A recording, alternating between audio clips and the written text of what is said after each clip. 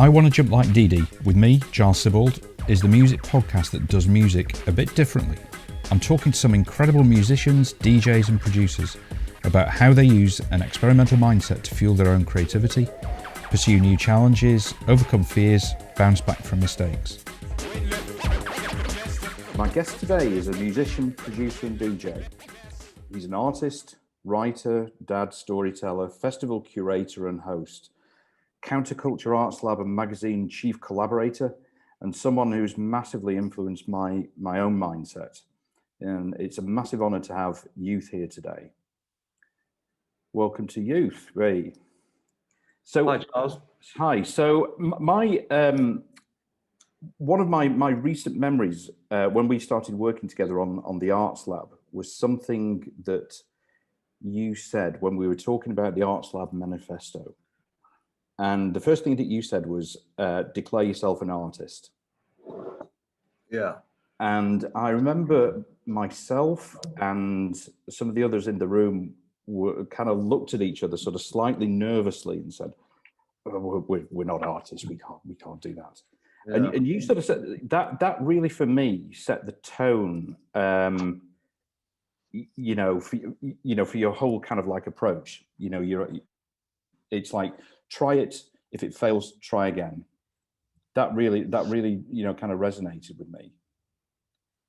Yeah, it's interesting, isn't it? I mean, I think, like myself and many people, they feel they're not worthy to be called an artist. And in that sense, I think there is a great, profound thing to declare yourself as an artist, because becoming or declaring yourself an artist, being an artist is quite a big responsibility. It's,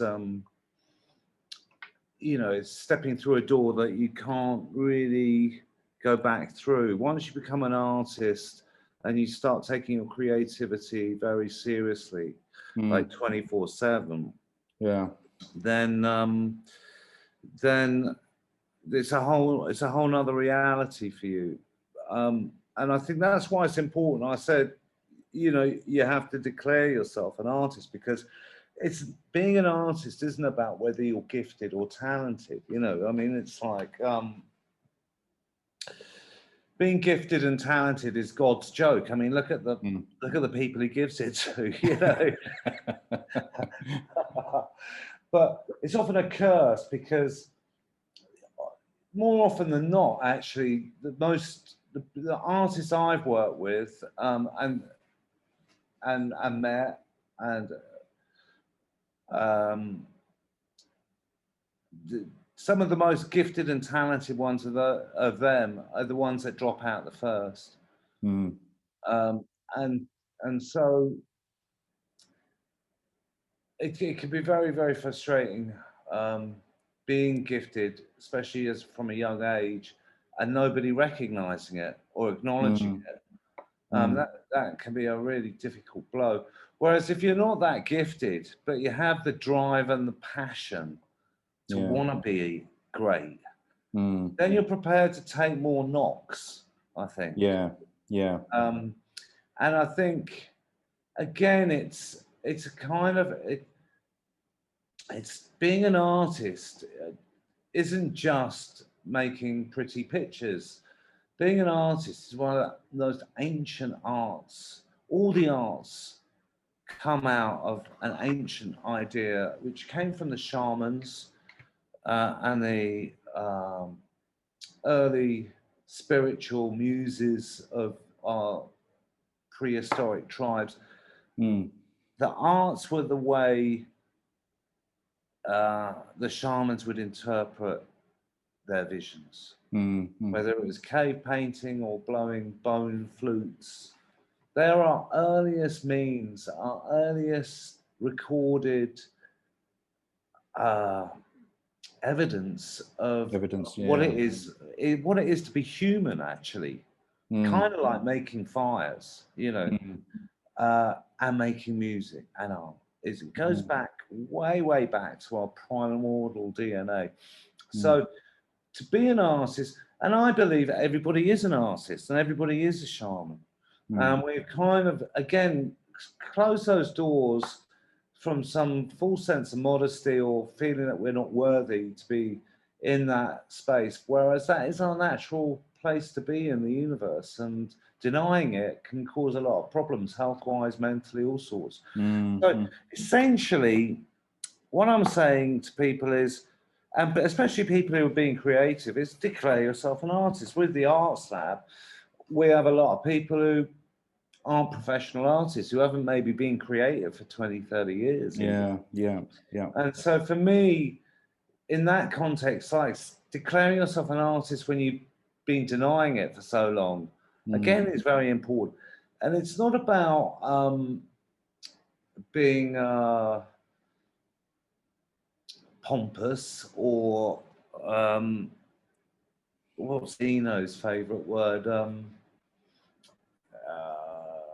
Pretentious. Yeah. But Eno thinks being pretentious is quite a good thing. I kind of agree with that, because it's doing something that's out of your comfort zone, that where you're boxing clever and way above your weight, because you're putting it out there that you can do something that you can't.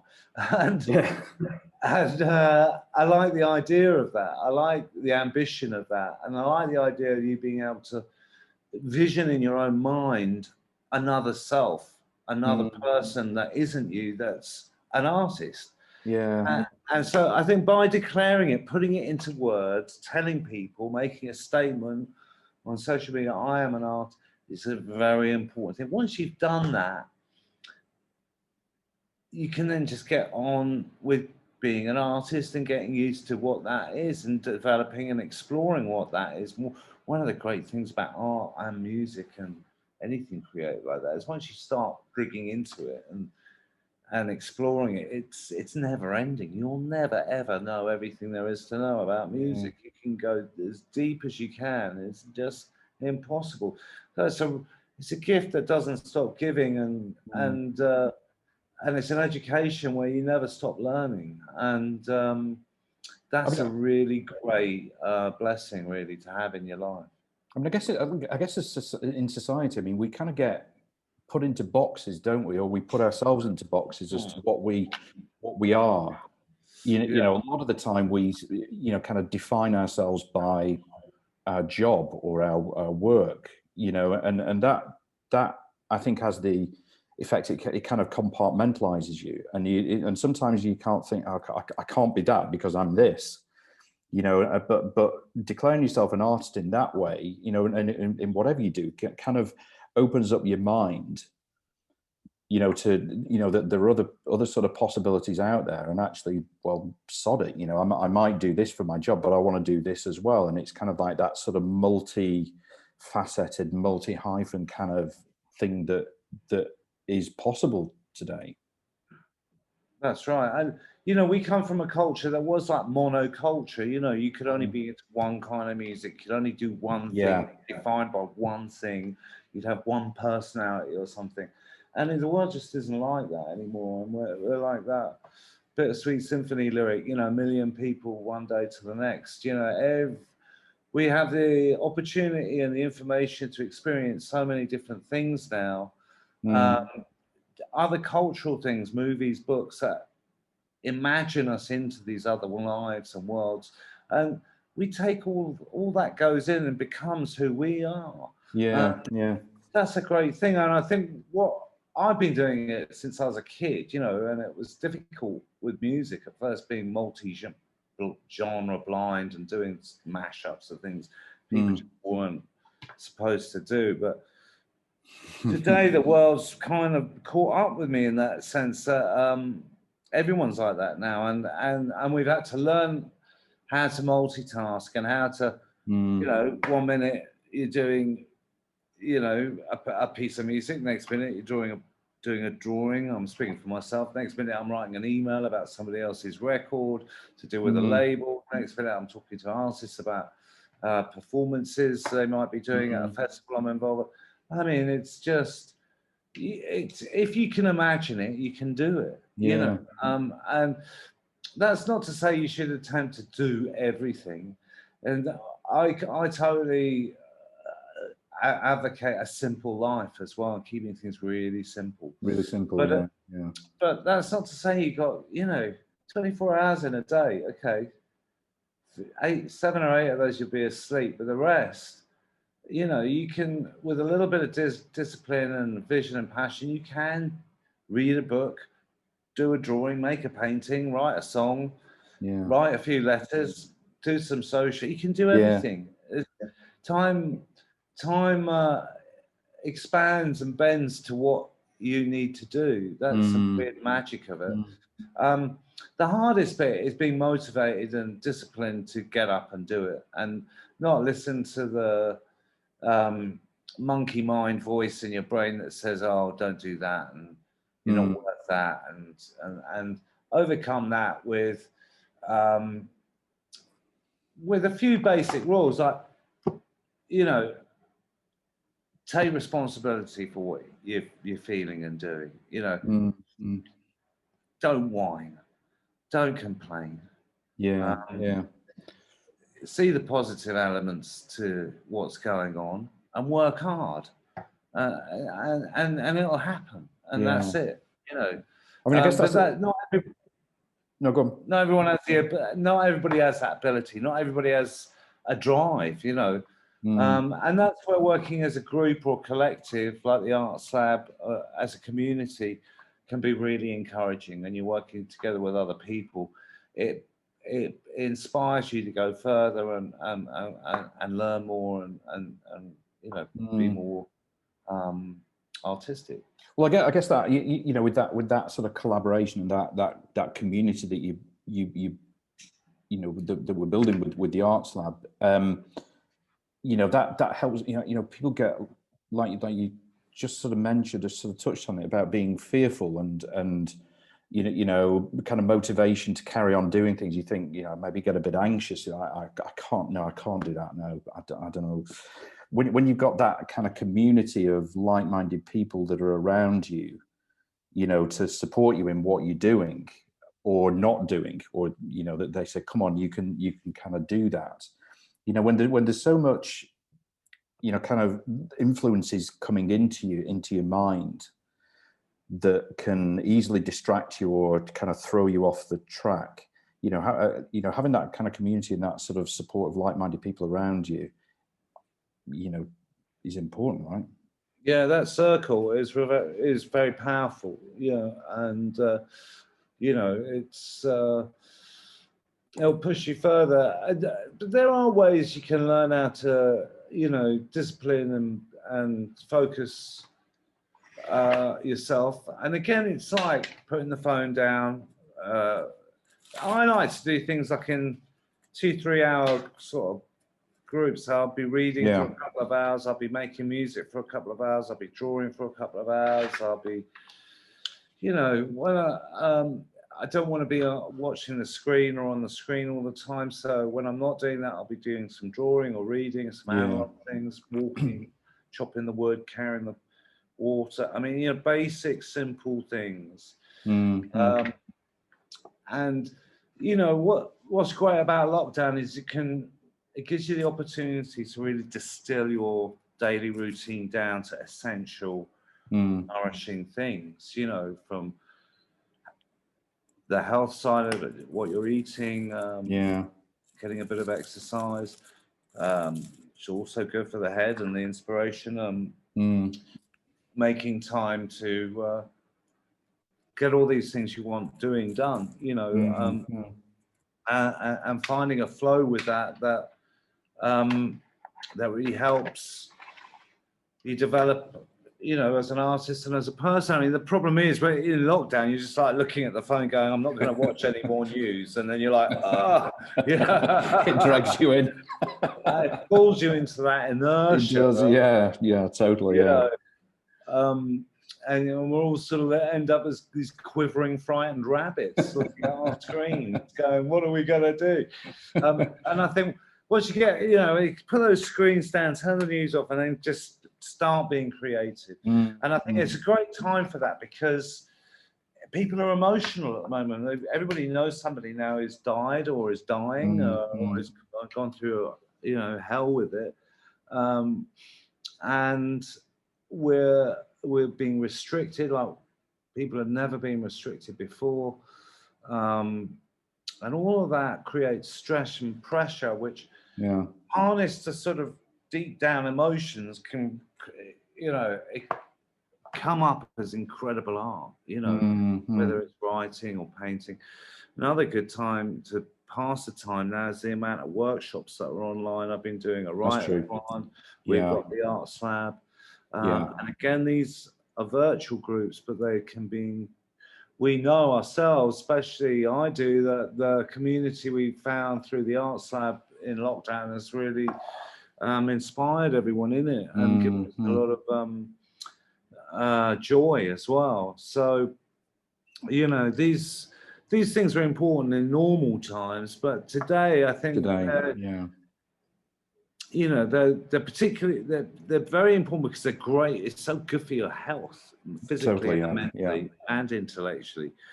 And B, they help, they're opportunities for you to really discover who you are.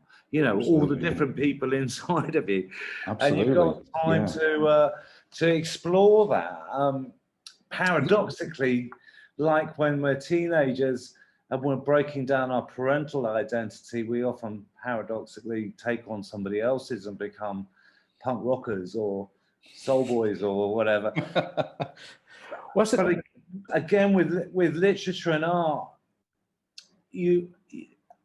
I think one of the ways people say, oh, I'm not inspired, I've got nothing to say, you know, I'm like, well, you're not reading, you're not listening, you're not watching. You know, if you were reading books about great artists and the scenes they were in, you'd be inspired by that, and that would make you want to do some art, you know. And all those books and the movies that you choose to put in will seep through and give you ideas, give you inspiration. And you can attack your own work with the same spirit of that, you know, and this is a fantastic time to be doing that. You mentioned, you know, earlier about you know, in, you know, sort of early 80s and just then about teenagers sort of finding their, you know, their identity.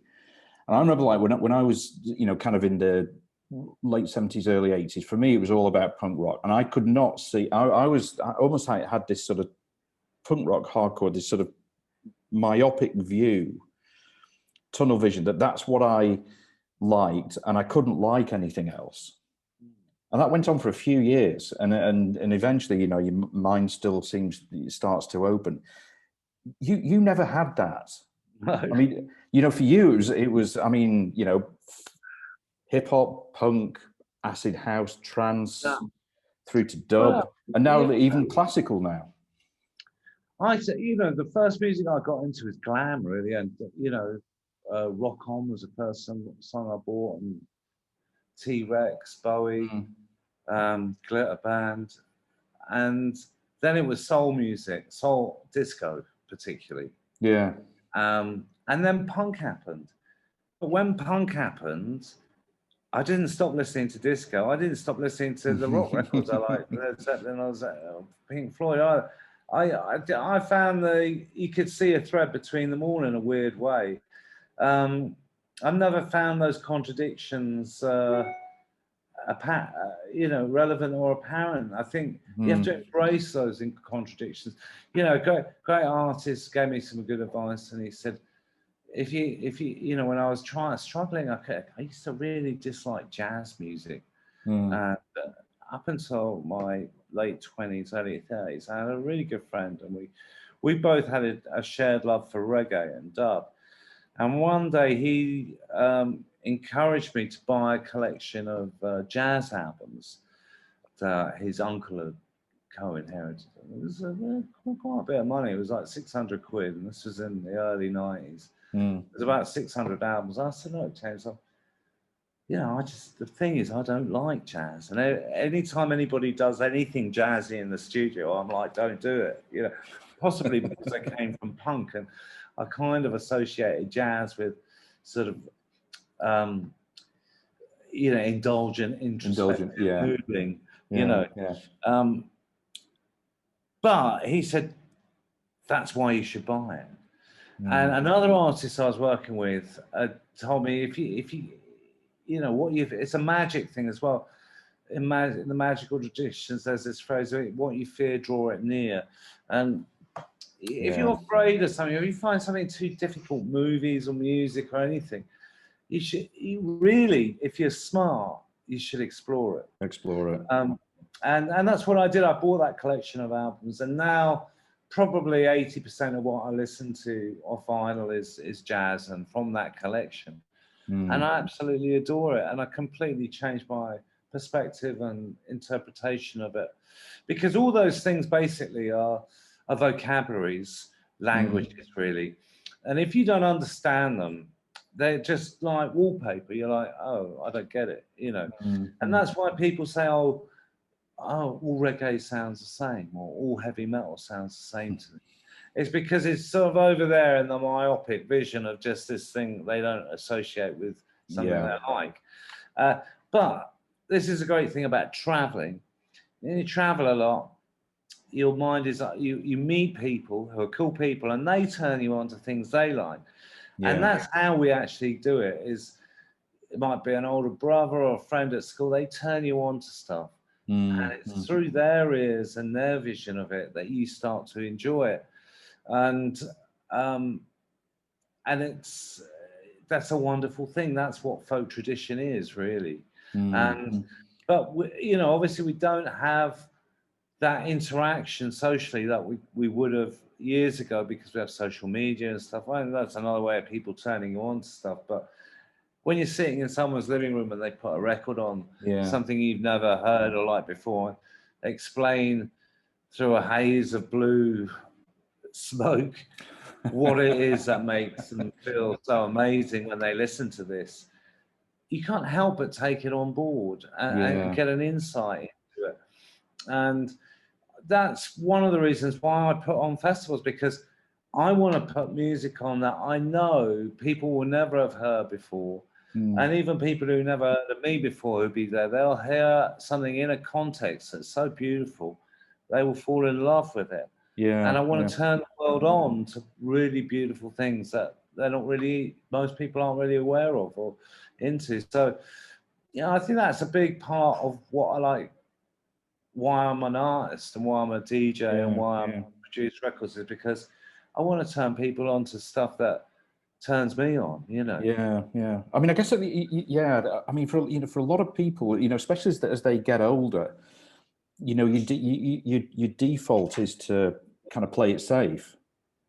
You start to think, oh, okay, this is a bit, in anything, it's like, well, that's a bit of a risk. I'm not sure this has served me well. I'll kind of continue. And this can be for, kind of musicians. I mean, we see a lot with musicians that tread the same path. I read a statistic. There was like once over 30s, like 80%. Once they turn over 30, they stop buying new music and they only listen to music they listen to in their late teens and early 20s.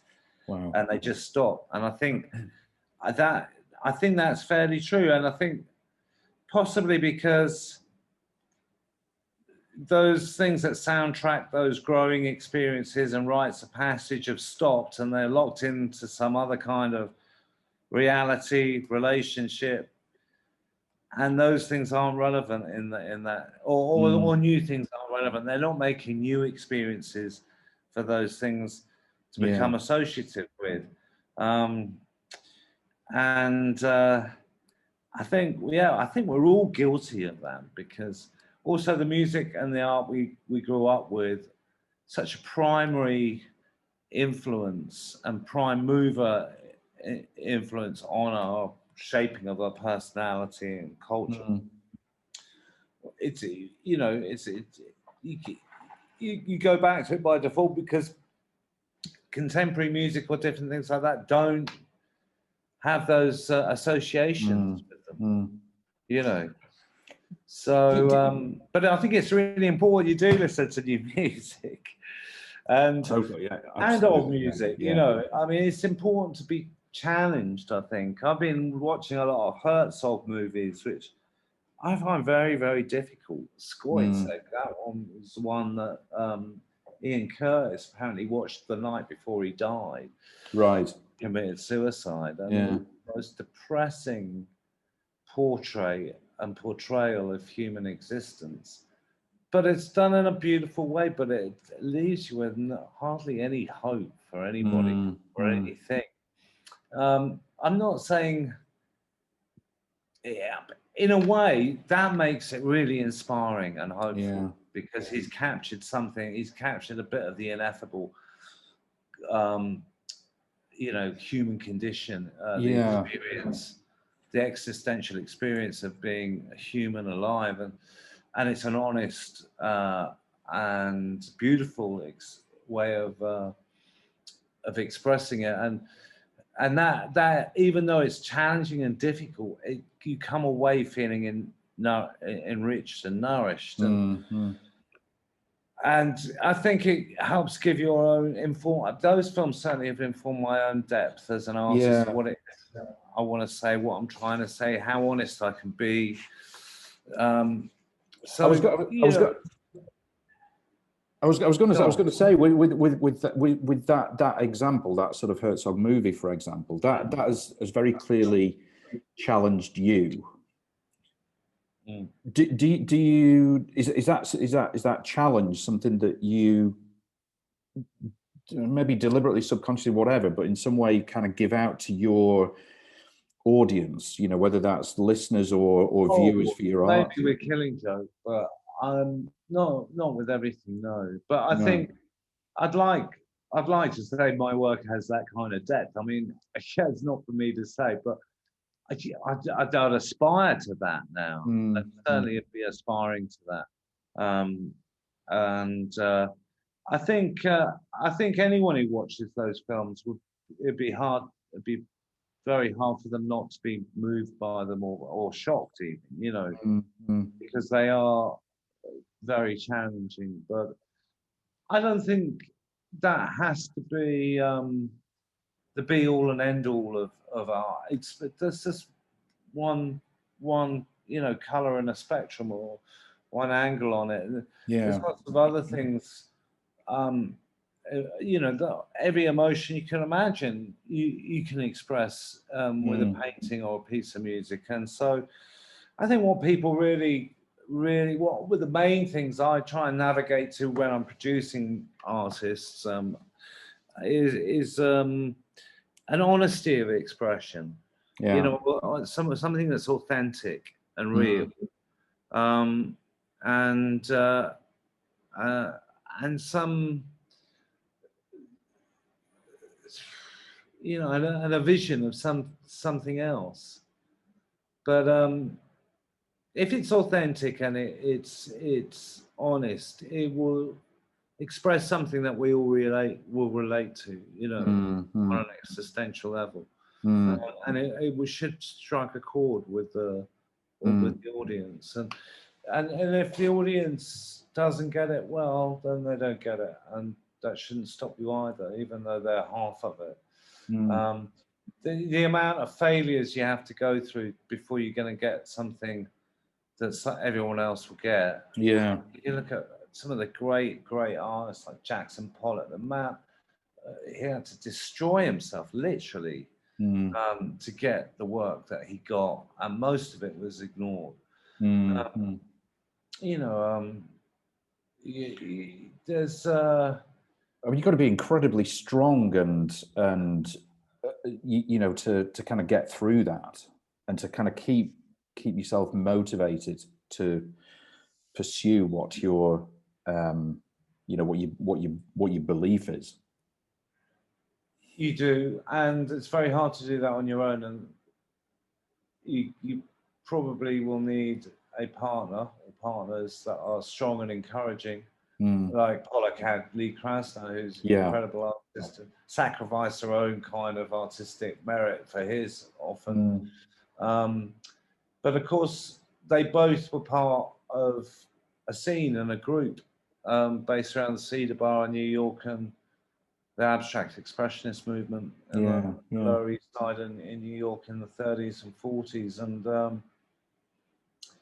And that was, again, it was an arts lab. It was a collection, a group of artists created their own clubhouse, and they were inspired by poets and writers, and they would invite those to talk at their bar, and they'd do lectures, and they'd have Eric Satie compose, and they would do a play that someone else would write within the group, and someone would do the music, and Eric Satie, you know, they create a community, and in that community, they would get the validation they needed to know where they were going, not only from their own work, but from visiting other artists' studios and hanging out with them and discussing, intellectualizing sometimes what the concepts were that they were working with.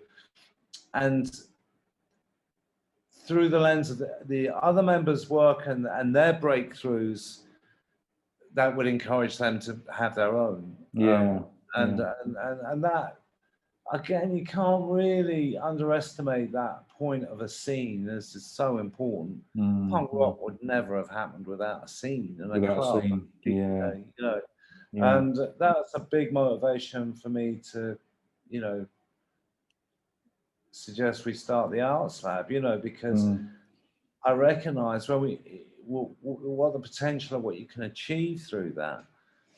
Is just vast. And I actually deduced that the Summer of Love in 67, 68 came about through the Arts Lab in London, and that they were the ones that actually made that happen. And so, you know, my onus these days is encouraging other people to start their own arts labs. And collaborate that's always been with one of your other things with arts this. labs and get involved with those arts labs. And because amazing things spring out of them, magazines, plays, God knows. I mean, and a lot of the work will be rubbish, and there won't be that greatness, but the odd piece of work would jump out. Would really jump out, and that will be enough, and that is enough, and I think it's also worth mentioning that, you know, when you're making art in that way, you're not necessarily doing it for the approval of the society or your friends.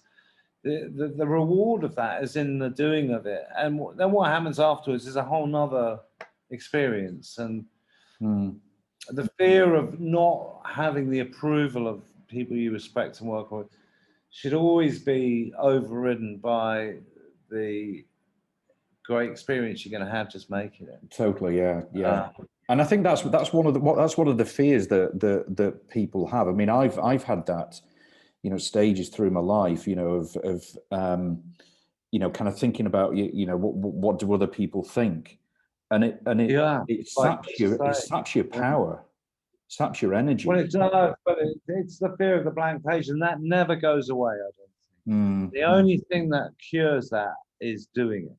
Is doing it, You see, I was reading. I was going to ask you about collaborations, and you know, when I was thinking about what to ask you, I came across the thinking about collaborations. Lou Reed, when he did the collaboration with Metallica a few years ago, and it critically got absolutely panned. Yeah, it was an old. And Bowie said to Laurie Anderson, he said, "Listen, I'll read. I think this is great. Listen, this is Lou's greatest work. This is his masterpiece. Just wait. It will be like Reed's 90. It will be like Berlin. It will take everyone a while to catch up." That was controversial as well. You know. Now maybe, I think maybe. And I then mean, you know, I don't think anyone's going to say that about Tin Machine, though. I think it doesn't matter, because you can, you know, it's important. What Bowie's saying is important you do those things, even if they're seen fail. Doesn't matter, because there'll be something in there. People, I was on the other day, people talking about Lou Reed's Metal Machine. Metal Machine, yeah, which was like a triple album of noise. Everybody hated it. It didn't sell anything. I loved it, you know, and you know, it doesn't. those things are important as part of the process. The process is Yeah. really important. It's all process. Process, And yeah. sometimes you need to go through things like that aren't going to have any commercial consideration at all, but and maybe even not get the artistic recognition, but you've got to do it because that's what you want. That's what you feel you've got to do. And it's important to fail many times to do that. And those things, I don't even like to call them failures. They're just, you're not, again, it's not wanting to have that approval, needing the approval of others to give you permission to be yourself. Yeah.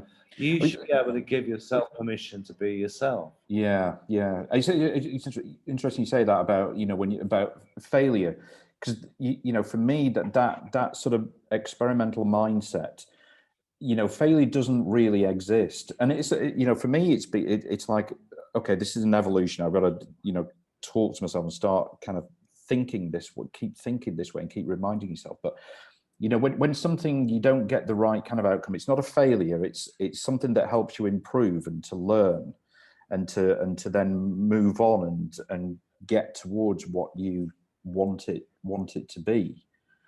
But you have to learn and condition yourself that, yeah, I'm not going to get it right, and who gives a shit, Wow, yeah, you've got to get over that thing of being a perfectionist. I'm a perfectionist, but I've had to accept that I can only achieve a certain amount of the vision I have.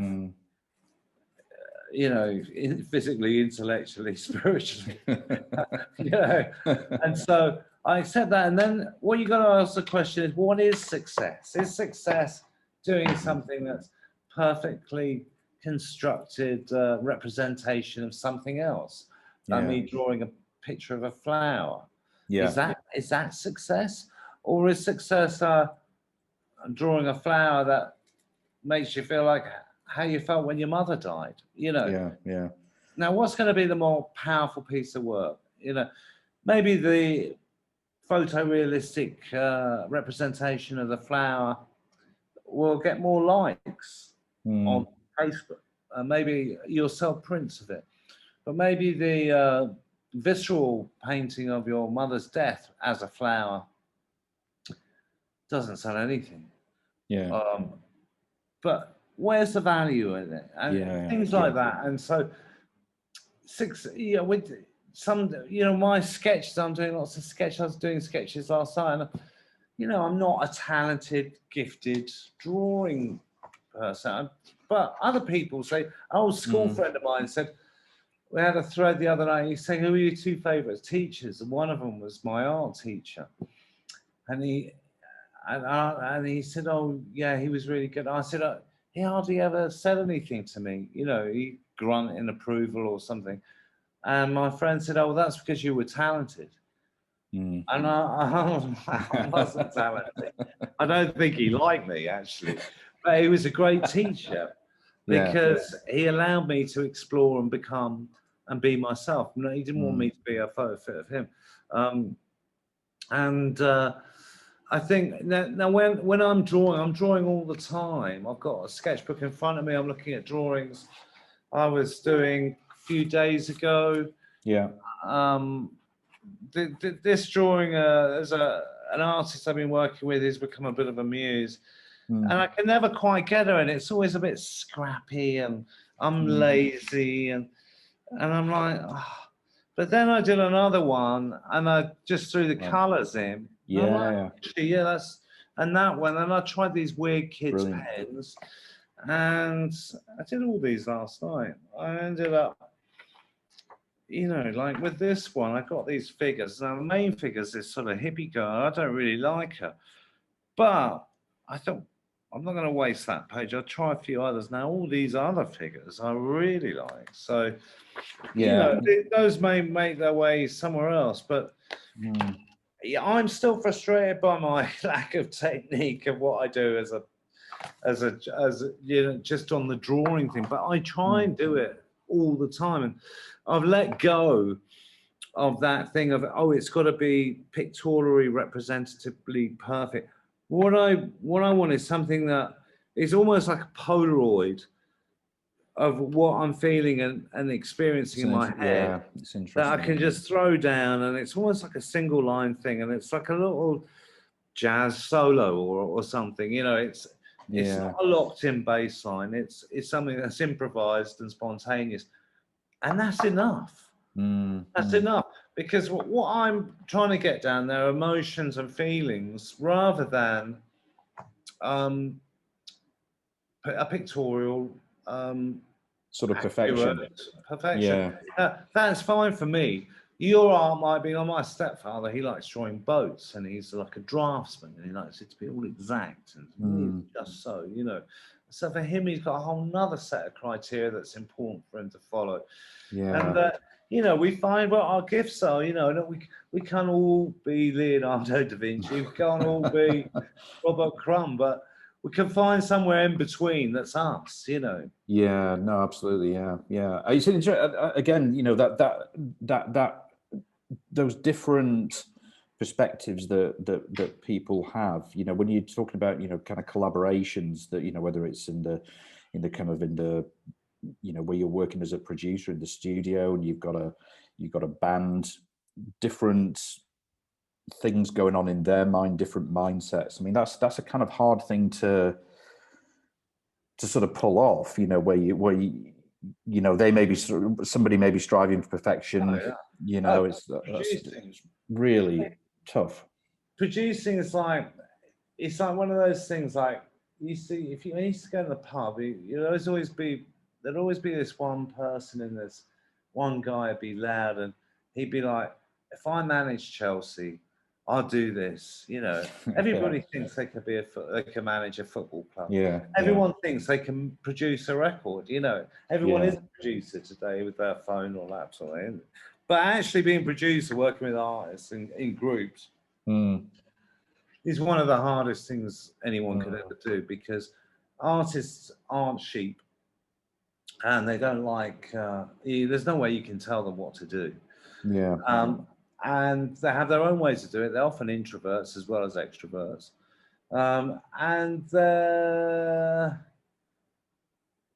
perfectionists. Well, I mean, and they're unyieldingly difficult. And if it's not sounding phenomenally good, they walk quick. They walk, yeah. So, you know, that's why I think so many people start off producing who are talented, but very few end up lasting more than a few years, because it's such a combination of different skills, including psychology, and being able to read a room and read between the lines of what an artist is saying. Often an artist is saying, I don't want to hit on this record. What they're actually saying is, I've got to have a fucking hit on this record. Yeah.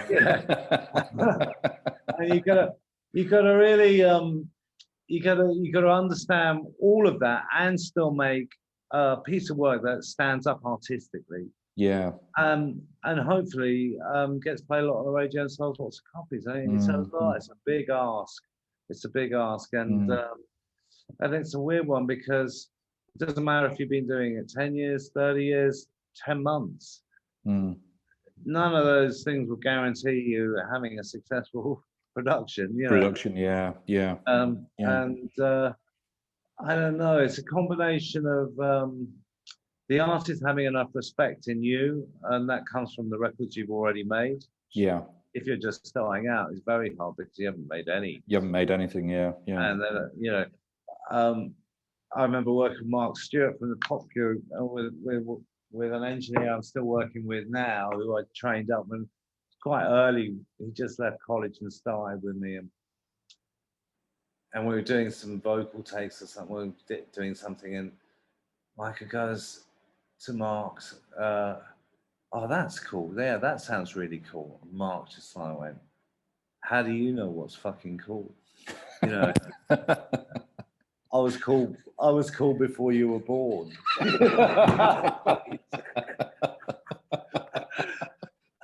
You see this hole open up underneath Michael's chair and just fall in. You know, now 10 years later, Michael's incredibly flexible, incredible attitude in the studio, incredibly good at his communication, rapport skills. he's learned how to do that. But like when you're starting, you don't have that weight of provenance and success behind you. That's what gives your opinion weight, you know. And even when you do have that, it's still hard for those artists to entertain anybody else's idea of what they're doing. Mind you, it depends on where they're at. They may have gone so far around the garden with it, they're just totally open to any idea. But ultimately, it's not just them you're working with as well. You're working with the labels, the managers, the publishers. They all have There's a lot of people with stakes in it. That's right. The thing is, when you get it right, everybody goes, wow. Yeah. That's amazing. That's how you know you got it right. Yeah. Actually, everybody could be saying that except for the lead singer, who still doesn't hate it. He still hates it, you know, even when it's number one. And if you had you know, just like one piece of advice to people who are maybe a little bit anxious or fearful of you know, making changes, of doing things, just trying things out, what would it be? I suppose, like, be yourself and remember that yourself is everybody. So you can be anyone you want, but be yourself. Perfect. Absolutely right. Absolutely right. The Oracle. There's a great there was a great quote in I watched the Nashville movie the other day. It was all about the songwriting tradition in Nashville, and this guy goes, when I first came here, I worked with this old country guy, and I said, "Oh, how do you write a great song?" And this guy goes, "Kid, there are 5,000 ways to write a song. Pick one." And that's kind of like what it is, really. You know, that's what it is. Yeah. Brilliant. So yeah, I hope everybody gets some inspiration from that. And absolutely fantastic, thanks, Giles. Brilliant. Thanks so much for coming on. It's been a real pleasure, and that's been a lot of fun. Great. All right, nice one, Cheers, Giles. youth. All right, take care. Cheers. Bye. Thanks for listening to the show, and I really hope that you enjoyed it and that you'll tune in for the next episode. In the meantime, it would be really awesome if you could rate and review the show, and also share it with any friends who you think might enjoy it.